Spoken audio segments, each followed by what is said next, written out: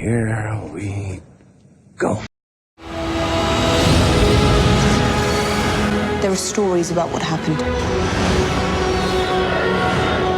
It's true. All of it.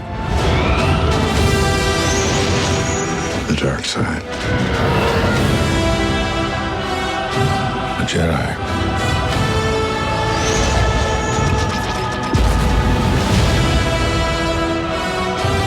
They're real.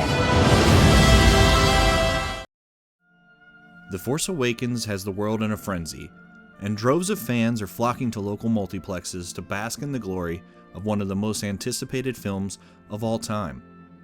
This has us taking a trip back to a galaxy far, far away to reminisce with the adventure of the first 6 films in the Star Wars saga. My name is Mike from the Super Wheeler Bros, and welcome to a look back at Star Wars Episode 2, Attack of the Clones.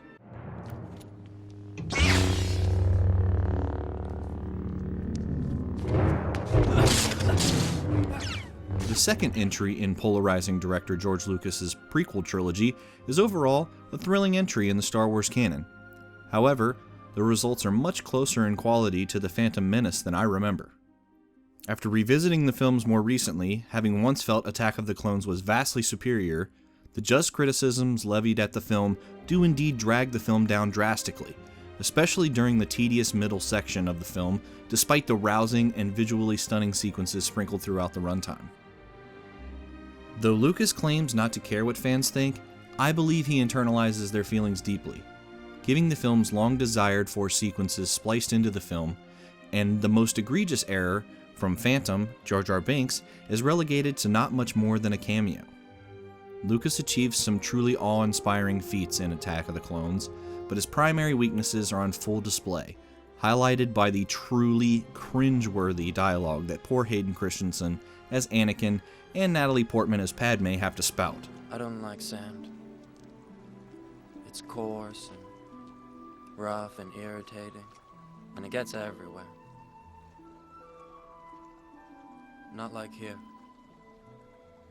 Here everything is soft and smooth. And now that I'm with you again, I'm in agony. I'm haunted by the kiss that you should never have given me.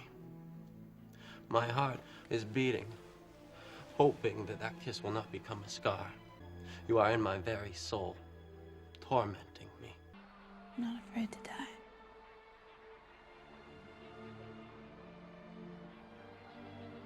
I've been dying a little bit each day since you came back into my life. These are just a few of the excruciating lines from the film that truly make Anakin look more like a psycho stalker than a conflicted Jedi apprentice. Let's not forget this unintentional borderline pornographic scene where Anakin is supposedly having a nightmare. No. No.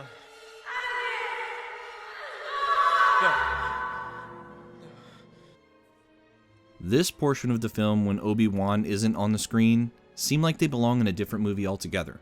You could call it Single White Jedi, perhaps. If you manage to get past these instances of tragic dialogue, then you, my friends, allow yourself to soak in the glory of Lucas's true strengths, constructing thrilling action sequences through his admittedly superior visual flair. The opening portion of the film has a unique and breathtaking chase over the lively Coruscant cityscape.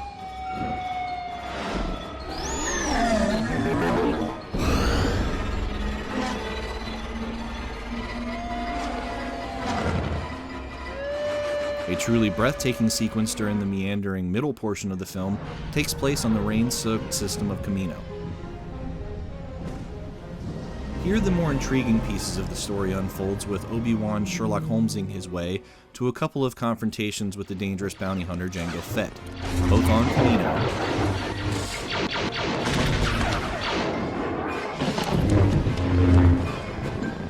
And a spectacular flight sequence with a booming sound design outside of Geonosis.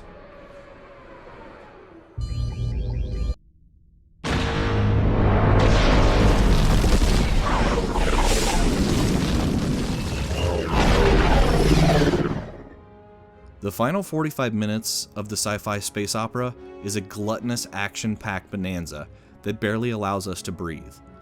The gladiator-style battle,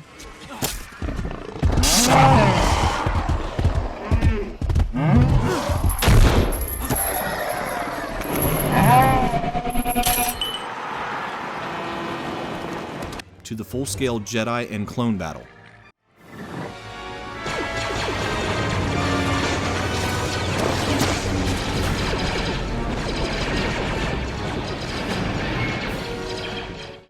which leads us to the most jaw-dropping yes moment in the series to the point of its release. Freaking Yoda wielding a lightsaber. But by our skills with a lightsaber.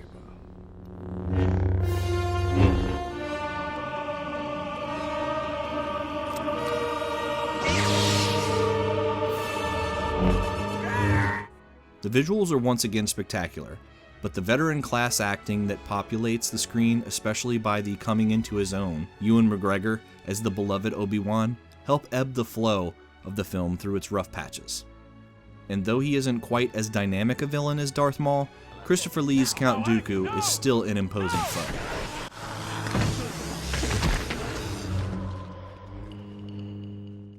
Of course, the maestro, John Williams, contributes another unbelievable score, especially the touching love theme for Anakin and Padme, which manages to ease the belief that these two are actually in love with each other. While the film has definitely come down a notch or two for me over the years, it is still a fantastic addition to the Star Wars canon.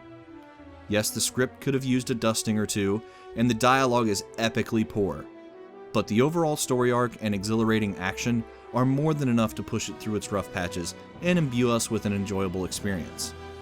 If I had to give this film a score, I would still give it a solid 7 out of 10. Thank you for joining me for a look back at Star Wars Episode 2, Attack of the Clones. If you enjoyed this video, please feel free to drop us a like, or if you would like to discuss the film further with us, leave a comment below. And don't forget to subscribe if you want more great content. This is Mike from the Super Wheeler Bros. We will see you next time for a look back at Star Wars Episode 3, Revenge of the Sith.